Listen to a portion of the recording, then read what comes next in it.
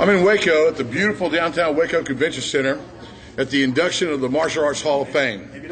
And who would I run into but none other than 9th degree black belt, the one and only Mr. Richard Jenkins. Mr. Richard Jenkins, thanks for being in my show. You're very welcome. Got a couple questions to ask you right off the bat, because I know you're an old time school.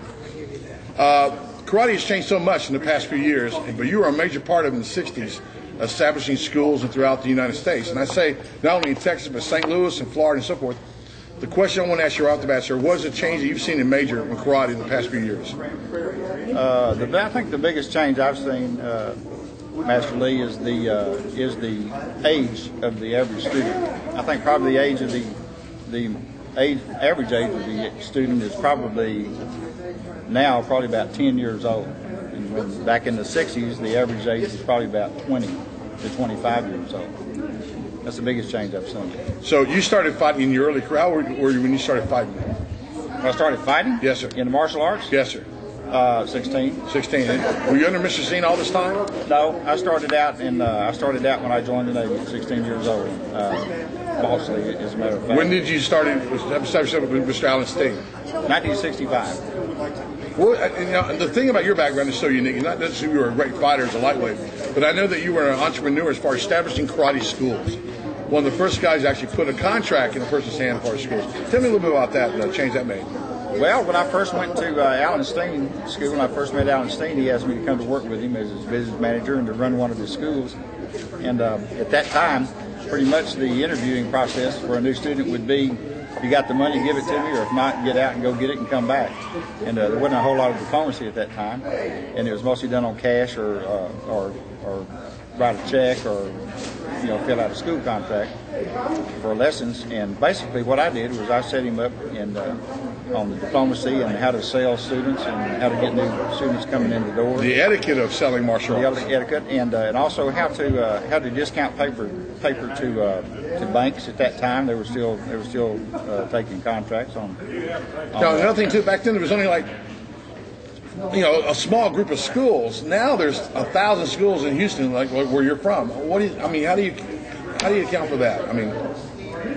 Well, basically, I think a friend of mine, Michael Anderson, kind of put it best. He said that now there's a school on every corner, and they're turning out black belts like popcorn out of the popcorn machine, and the quality has really become quite lessened from what it used to be. Yes, sir. In the old days. Well, I understand you've been inducted into the Martial Arts Hall of Fame. Congratulations on that. Thank you. What exactly you feel does that do as far as teaching the old people or the new people about the old timers, as far as telling the history?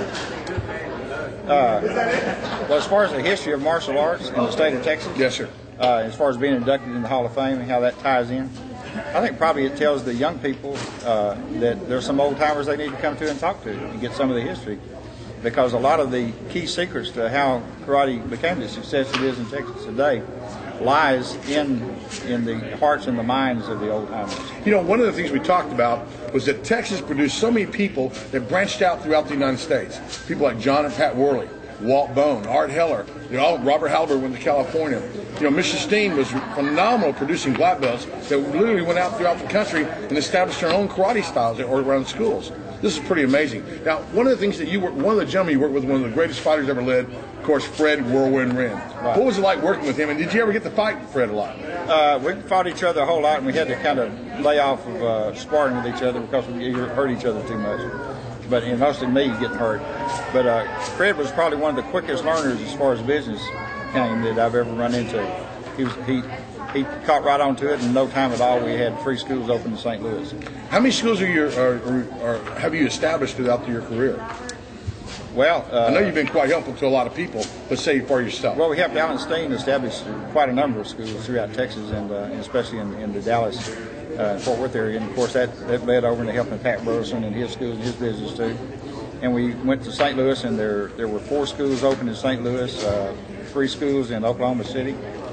We had 3 schools in St. Petersburg, Florida, and in Houston, Texas. Helped George Minshew open some of his schools here, and untold numbers of satellite schools off of those too. Amazing. Well, congratulations on your induction to the Hall of Fame, sir. Thank you, Master. Thank you so much for the interview. My pleasure. Thank you. It's a pleasure, Mr. Jenkins. Thank you.